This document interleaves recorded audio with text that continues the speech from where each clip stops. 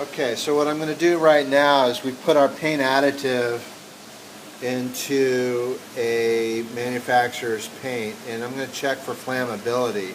We already know it's more chemical resistant, cleanability, that type of thing. So the one here on the left does not have the additive. The one here on the right has the additive. I'm going to use a propane torch, and I have a thermal thermometer, and we're going to see what we get as far as burn goes. So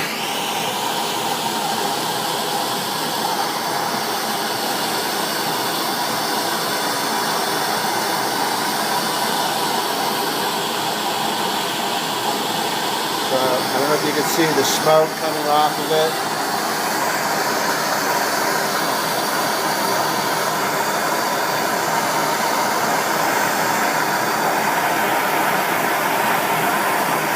Okay, so it caught fire at 690, 700 degrees. You can see the smoke, the smoldering, and the fumes. The paint blistered, as you can see here. So now we're going to do the same thing on the piece with the paint additive.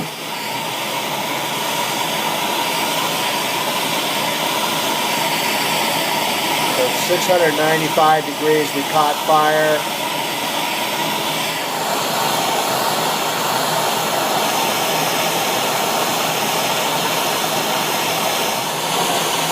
At 600 degrees, getting a little color change. Getting a little discoloration now, but I've been running this flame on here for several minutes now.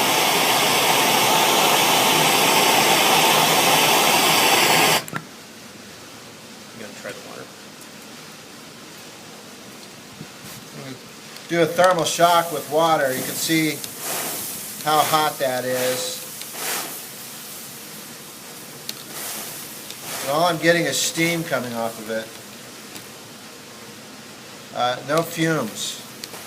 So what we did is we had two different thicknesses of metal. I couldn't get the temperature on this one to heat to the lower one. We did a little discoloration, zero blistering, there was zero smoke coming off.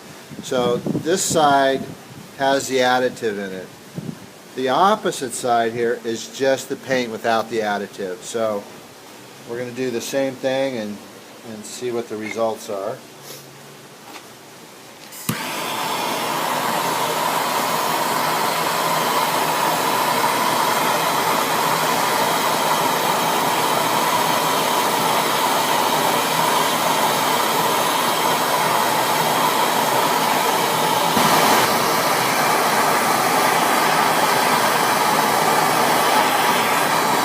Definitely discoloring a lot quicker.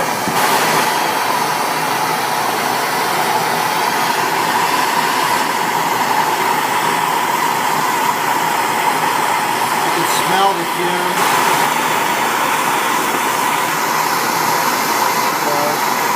Inside with the additive, we got it 632 degrees.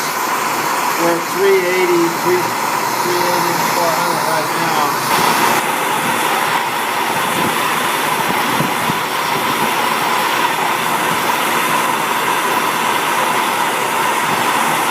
Burn through it down the metal here. It's coming off.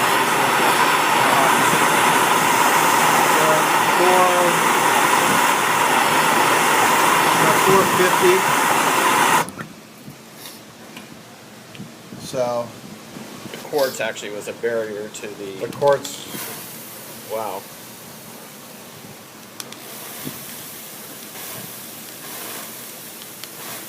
Remember the water bubbles being red like that. No, they weren't. On the other side. Well, that dulled more area, it looks like, huh? Right. You can see the red in the little puddle on the side. We didn't have that before. Yeah, I don't think we removed any paint on the other side. No, no paint came off. And you can see the red pigment. See the paint on the ground here, the red pigment? Right. So that is washing the pigment off. You can see it splattered all over here. So none of the pigment came off on the side with the additive. So what we did is we heated this to approximately 600 degrees with a propane torch. This is the side with the additive. We've been able to clean the side with the additive from graffiti with a permanent marker. We did get a color change where we were focusing the flame. The coating looks intact. The opposite side, which doesn't have, is more destroyed. It was also off-gassing, and there were fumes. So even though we've tried to destroy it, we're going to check cleanability. So again, I'm just going to take the permanent marker. So up here we didn't have that heat, so I'm just going to make this line all the way through.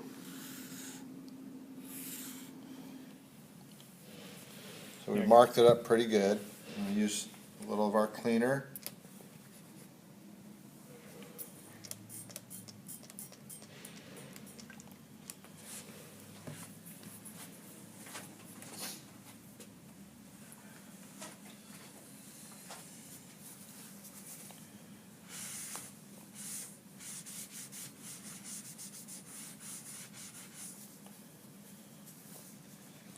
Clean the marker off, but you see no paint transfer. It didn't turn red.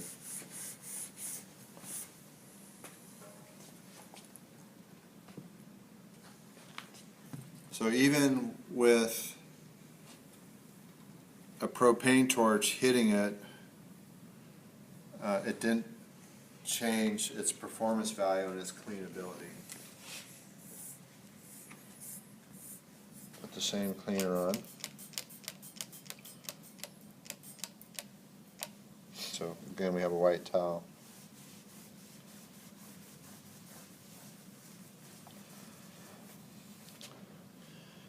And there's the paint. And now this is, see my gummy, see my fingerprints in here?